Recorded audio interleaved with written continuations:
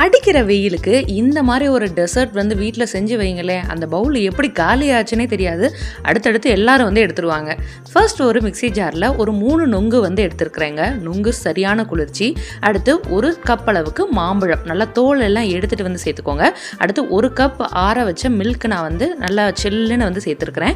அடுத்து நீங்கள் இதில் மில்க் மெய்டும் சேர்த்துக்கலாம், இல்லை நான் சுகரே சேர்த்துக்கிறேனாலும் சுகர் சேர்த்துக்கலாம்.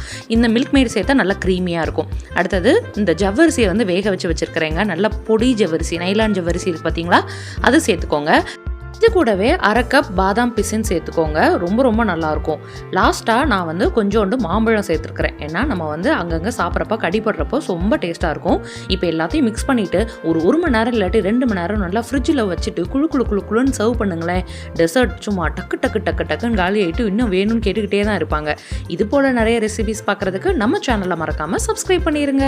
தேங்க்யூ, பாய்.